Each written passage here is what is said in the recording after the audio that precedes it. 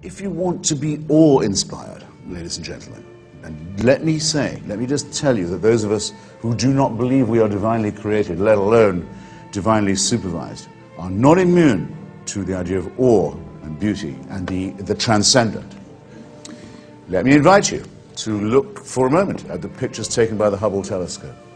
Some of you may have done it. If you haven't done it now, or yet, do it soon.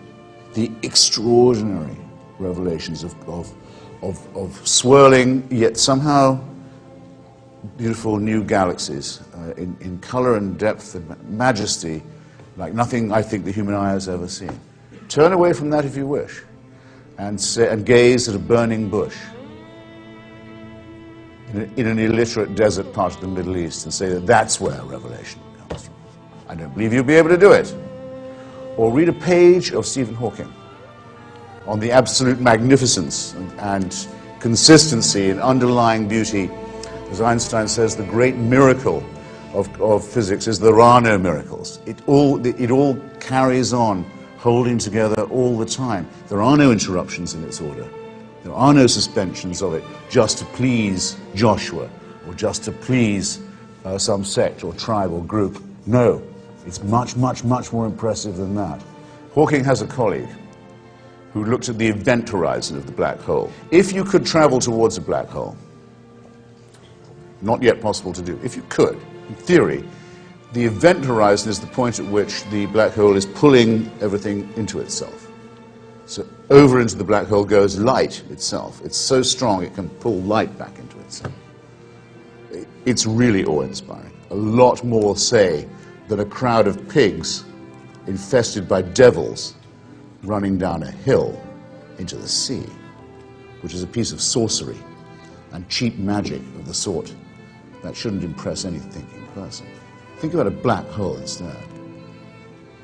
Pulling the light into itself, the event horizon just reorganizing nature. So that if you could get to that lip, the lip of that event horizon, and fall in and go in, you could in theory see the past and the future stretching before and in front of you. You would see time, except you wouldn't have the time to do it, of course, if you were a mere primate, as we are. But Hawking has a colleague who says if he knew he was dying of a terminal illness, that's how he'd want to go out, is over the lip of the event horizon. That would be majesty. That would be magnificence. That would be awe-inspiring. That would be apocalyptic. So it's in the natural world, it's in the world of science and the world of innovation and discovery and doubt. We wouldn't have discovered any of these things if we'd taken the religious story for granted to begin with. We would have said we already know enough. We know.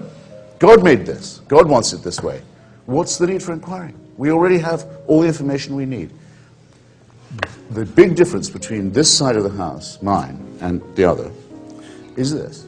I am absolutely certain that I do not know, but that it might be possible to find out, and that doubt and skepticism and innovation and inquiry are the only means by which wonder and beauty and awe and symmetry will be discovered, and beyond those peaks we can yet see, new, more wonderful peaks will rise.